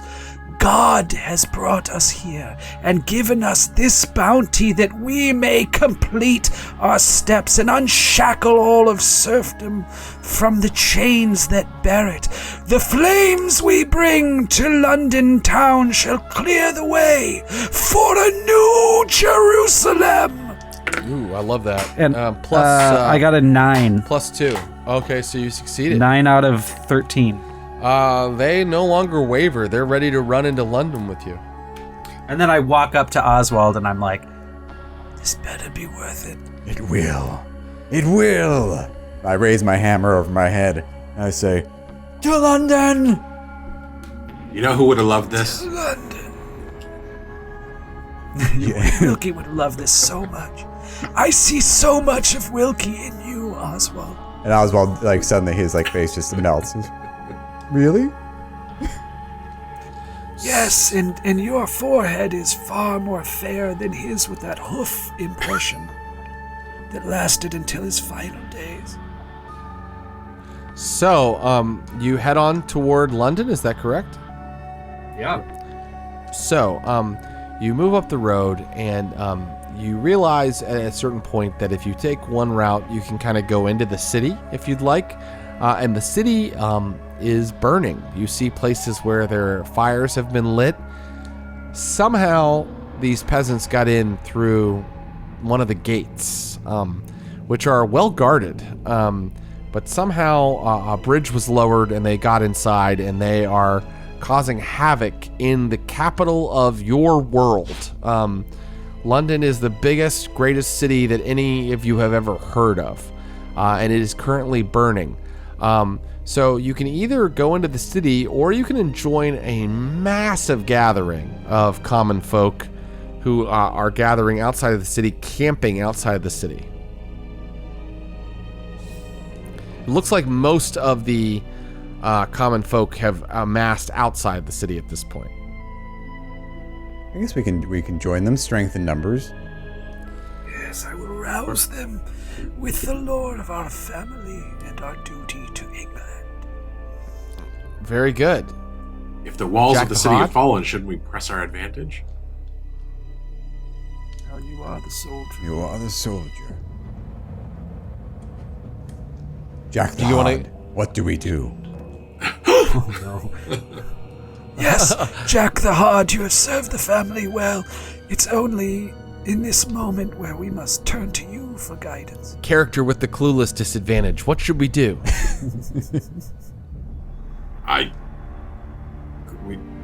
This is the direction we were headed, and if we just follow our feet, clearly that is probably the right decision. Correct? And then he looks at both of you. Correct. So into the city then, Justice says, correct, To Jack our- the Hard. to our appointment with destiny. Into the burning walled city of London, please. And you come to one of the, maybe perhaps it's the Ludgate of the city, which is standing wide open with no guards on it currently. And to do that, you go through a prosperous kind of suburban neighborhood of the city, and you see that many of the manor houses are burning. And you also see that there are heads of noble people that have been put on spikes outside of these houses. Ooh. Wow. I hope it was worth it, That's it. Oswald. I don't know if I've ever seen anything like that, even in the wars I've fought. It feels like it wasn't like a normal warfare thing necessarily when fighting the French. You didn't put their heads on spikes. No, but it is a thing that the noble people of England would do to criminals and to common folk who disobeyed the laws and perhaps didn't pay their taxes. Then I say let's keep our resolve and move forward. Yeah. Soon you are in the city, and the entire town is being looted. Doors and windows have been bashed open. People are pulling furniture out onto the street. And you even see people being harassed by the peasantry who don't appear to be much better to do than the people who are attacking them. The mercantile or lower or middle classes are getting Yeah, you hear. So there is a group of like 5 men who are being attacked by a much larger force of, well, not that much larger, 8 men, and the people that are being attacked are shouting in a language you don't understand. and it's not French. It's not French. Nope. I look to these Are these two. people dressed? Oh, sorry. Are the victims dressed in any particular fashion that sets them apart from other people? Make an IQ roll, any of you at -2. Oh, I get it. Fail. 6 under. I missed it by 1.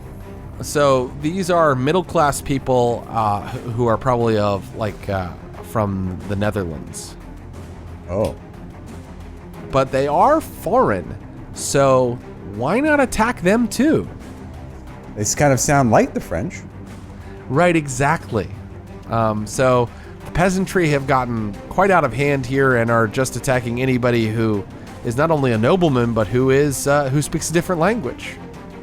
Is it? How? Do you think possibly? Maybe, just looking around, tell me if I'm. Is this? Did we make a poor decision?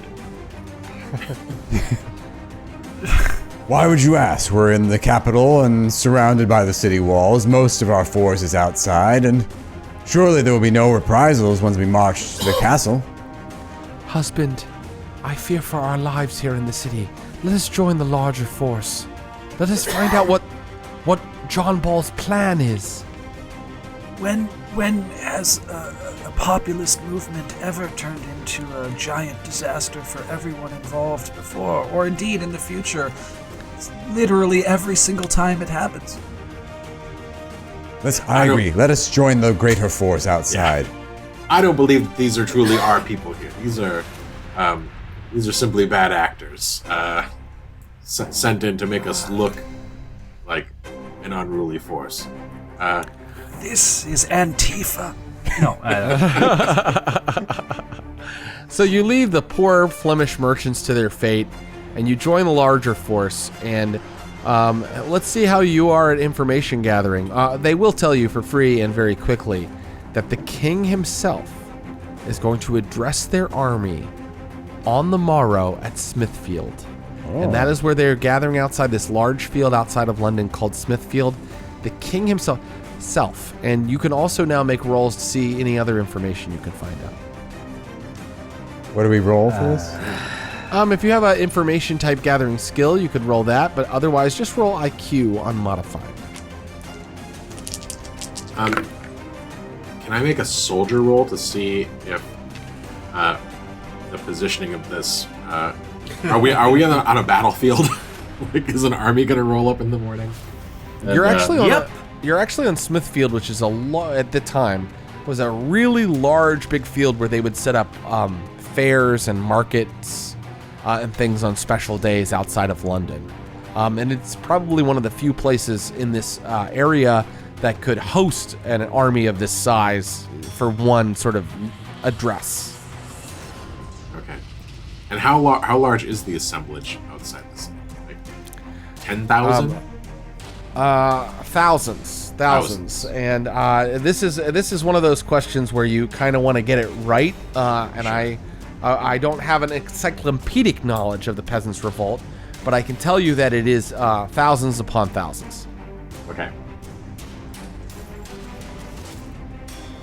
Did I talk over people's rolls? I apologize. No, not at all. Would anybody else like to gather information? I failed as well.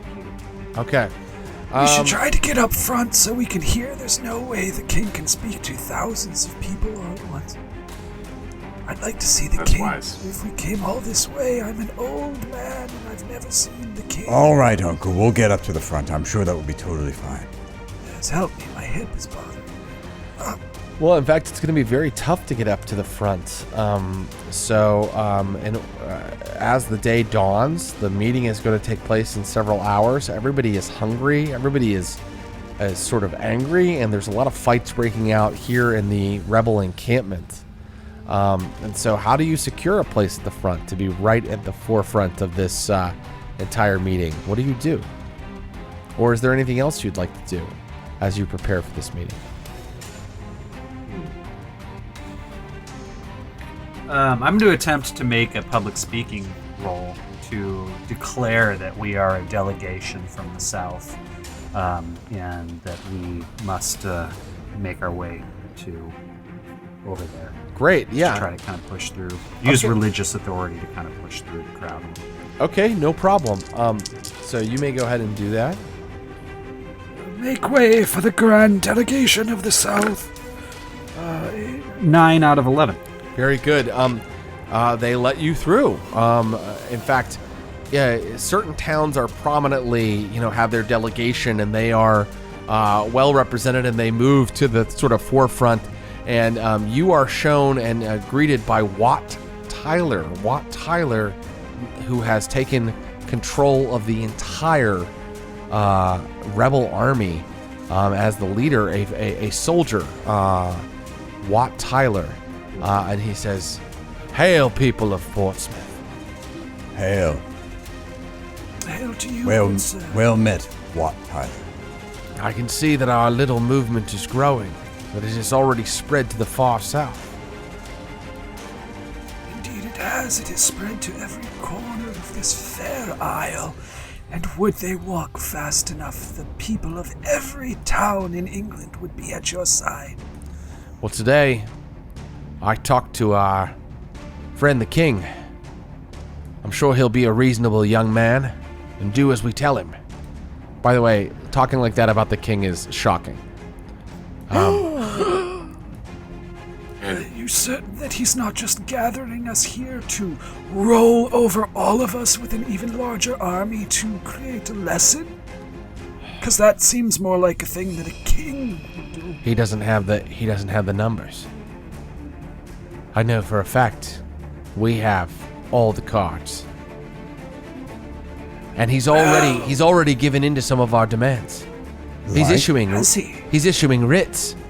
He's issuing writs that return to us our ancient rights. The lands that we held in ancient days have been returned to us. He's promised us this. Today is the day where we tell him that we're in charge now. What a glorious day it shall be. The tyranny of anybody- serfdom shall be crushed beneath the might of justice. Had we Anybody thought else about like to do anything? overturning the entire system of monarchy? Maybe if the king's here, we could stop doing this. It feels so. Did I too far? What do you recommend, Jack? Yes, let's all listen to Jack. Yeah, someone says that. Wisdom. Everyone listen to Jack! What system of government would great- you propose? Yes, The Jack great the Hod, political how thinker. should we That is transition? Jack the Hod. Jack, you seem to have a lot of insights into these things. Tell us. Yes, tell us, Jack. So, I mean, just again, this is just a fancy. I had it one day while laying brick, but rather than a king, what if we had, I don't know, a system of representative government in which, never. Oh, his wife What recoils is from it? him. What are you talking about?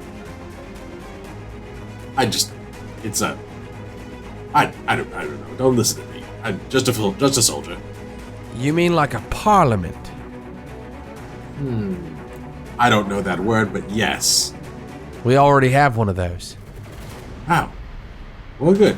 Never mind See that. the smoke right over there. And actually, at this point, yeah, you can see the smoke.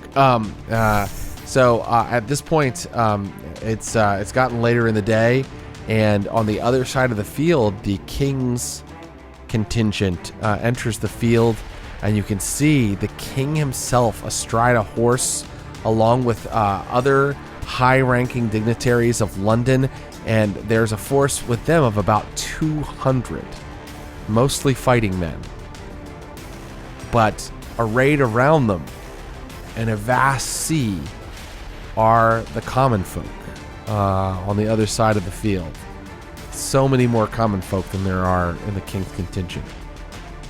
And you guys have a front row seat. So you see Wat Tyler go, "I will go and parley with them and give them our new demands." Yeah, Wat, tell them, yeah. And so Wat Tyler rides out on his horse, and he gets off. And you see that he does not bow at all. And you see that he just seems to be talking really kind of openly, and he's addressing the king directly and making eye contact. They're gonna kill the shit out of this guy. They're gonna kill the shit out of this He's guy. so dead. In fact, very quickly, there seems to have been some sort of disagreement, and some of the noblemen around the king are yelling at Wat Tyler, but you can't quite pick up what they're saying.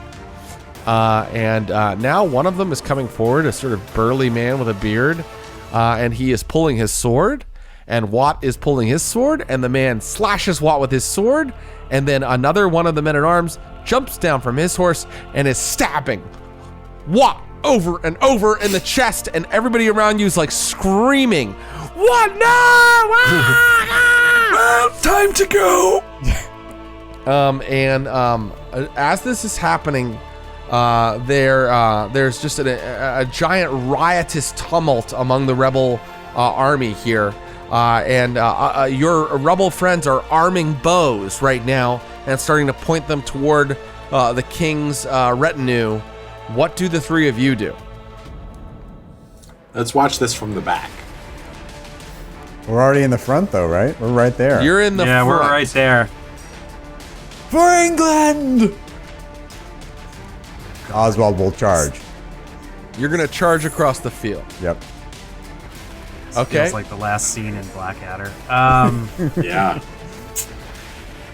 For England! And I'm gonna go with Oswald. What about you, Jack the Hod? Are you gonna? Jack the Hod turns to his wife Justice, holds her hands, and says, "I'm a man what's made to follow.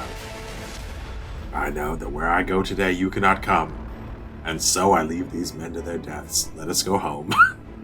Okay.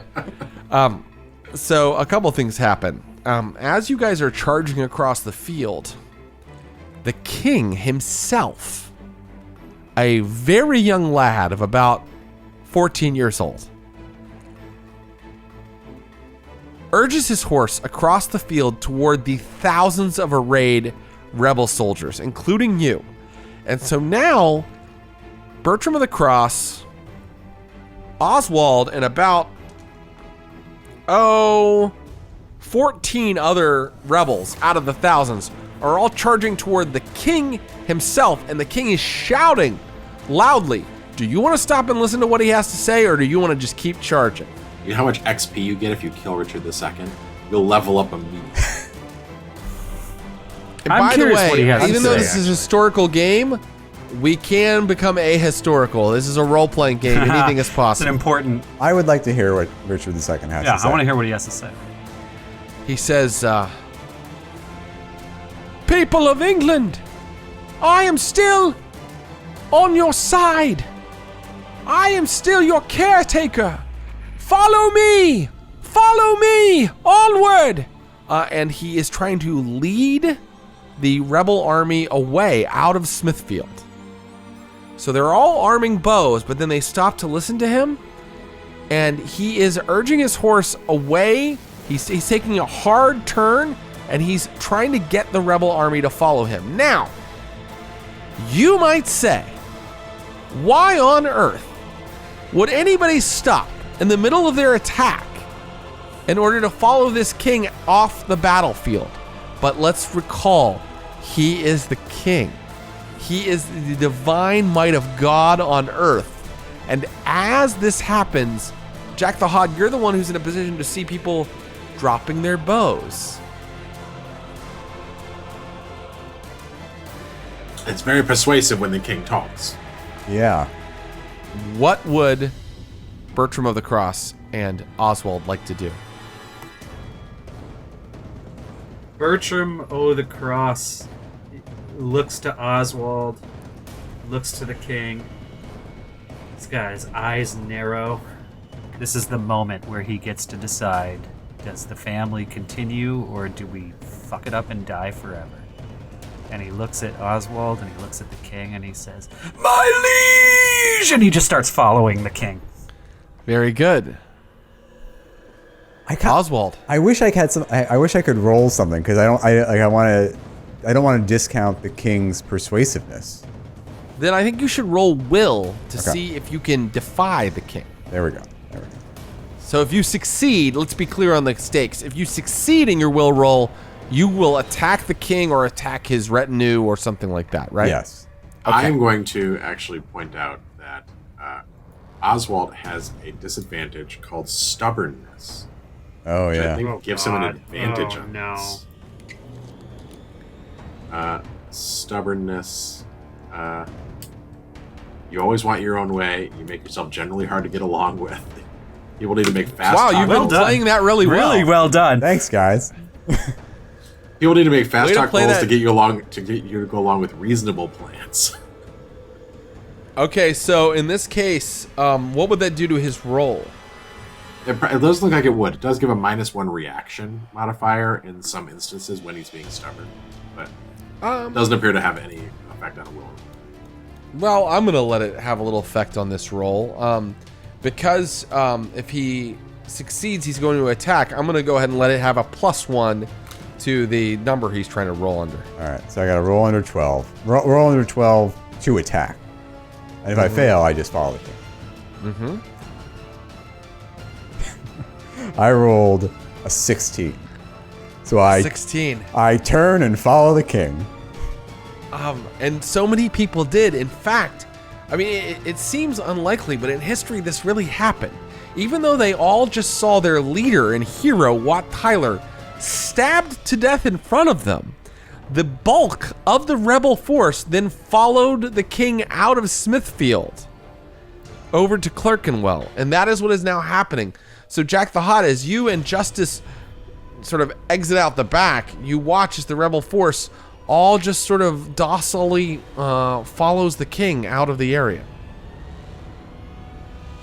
That's being a king for you. And that is being a king for you. So all of you end up in the middle of the rebel force. And in history, people just, this is true, people mainly just sort of, the rebel army just kind of dissolved slowly starting the next day. However, the Lord Mayor of London did get the forces together in the city to drive people out of the city, and that was successful over the next couple days. Bit of an anticlimax, but that's what history is like sometimes, you know? Sometimes history ends not with a bang, but with a whimper, and sometimes the same thing happens over and over again, like, say, the French attacking you or contracting the Black Plague. But what I would like to do now, since we've come to the end of our time, is write a brief epilogue for each of our characters. And so let us start with Jack the Hod. And go into as much detail as possible. We have time for you to really kind of elaborate. Jack, this was his final campaign. 2 stints in the army and 1 march for what he believed was a righteous cause. But in returning back to Portsmouth, he lived a long time childless with his wife Justice. The work of a mason he grew better at, but no longer the hod. He couldn't lift the heavy bricks anymore. So you know, his knees, his hands, his shoulders began to give out, and he died poor, being overly taxed, and was immediately forgotten, as he never had any progeny to remember him, without a surname, as so many others. That was his lot in life. Great. Beautiful. And now let me ask Bertram O' the Cross. How did your story end? And it could be something immediately after the events we have just recounted, or it can be, as Jack the Hod did, more of a whole story ending. Here we go. So cut to just outside of Portsmouth town. Beautiful British sort of rolling hills. And in one of those hills, there's an entrance to a cave. And the camera kind of goes in through the cave toward a little campfire sort of within. But the lights of that campfire outline an obelisk at the center of the cave. And the voices from the side say, "I think it's over here. The old song lyrics say it's over here. This must be the cave." And silhouettes of figures come toward the cave. And built into the bottom of the obelisk is a dish. And as has happened for centuries, pilgrims have put little caps of mushrooms grown in the cave in this dish. And one by one, the hands reach in and you see these people eating the dish, or eating the mushrooms, and then the light of the cave brightens, and you see it is the 1970s British folk revival band Steel Eye Span, and they are sitting there, and they start playing a song, and it's one of Theodric's old songs, but with a little bit of a modern hint to it. Yeah. And though Bertram is forgotten among the annals of British history, among the folk history, among the people who have preserved the songs and lyrics of the ancient past, Bertram, O the Cave, Bertram, O the Cross, and the whole damn family are alive once again as part of the proud British folk revival tradition of the 1970s. A young Richard and as the beautiful Thompson. sounds of singer Madeline Pryor echo through the cave, our family lives on and on. Wow, Until that genre of music dies like 5 years later. That was beautiful. Yes, for a short period in the 70s, the family is sort of half remembered in song. Yes. But let us go back. Let us go back through the annals of history. Perhaps a particular song lyric mentions Oswald. Oswald, how does the story end for Oswald? Oswald is granted clemency, as all the other peasants were, or most of them anyway, and returns to his new home of Portsmouth and doubles down on his blacksmithing industry and really lives a life of quiet servitude. He doesn't, he still has to work as a serf. But I believe all those ideas about releasing the serfs don't happen, right? In this. No, they do not. They do not happen. Weirdly, the king in his first meeting, which you guys were too late to attend, said, "I agree with all of you. I'll do whatever you want." And then in the second meeting, they killed Wat Tyler, and then just got everybody else to disperse. So you say that Oswald returns and just works on his business. How about a final roll to see how his business goes over the years? Yeah. I just feel like most people's lives just end up having to go back to do their day-to-day jobs, and then things go badly or not. And it's so, what an odd game today. You guys went all that way, and then you just and this is what happened to a lot of people. Yeah, they went all that way, and then they just went home. We got swept up in the tide of history. Well, I don't know this period of history very well, but I know the Wars of the Roses a lot. And when I remember studying it, it was like every battle, whatever leader of the Yorkists or the Lancastrians was there would just flee the field, and then all the peasants would just sit down, and then they would go over, pardon all the peasants, and then they would go about their lives, and then they would just keep happening over and over and over and over again. Right. Anyway, so Oswald rolled a 12 under 13 for his blacksmithing industry.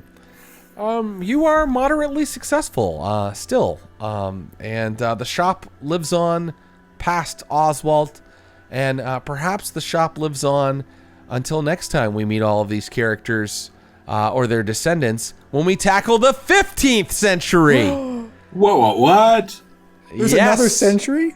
I'm not promising it's going to happen, but it's possible.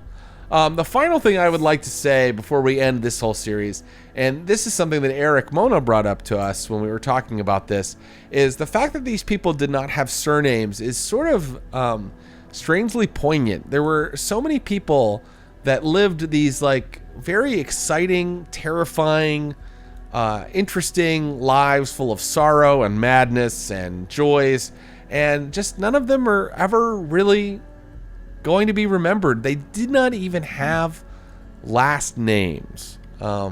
So we played a silly role-playing game today, but when we think about history, maybe we think about all of the people without last names who were forgotten and didn't really make the pages of your high school history book. That is the end of our series. That was the calamitous 14th century. Thank you for watching or listening. I want to thank Clinton Trucks, Matthew Capodicasa, and Erik Mona for playing with me. This has been the Game Garage. Until next time, good night.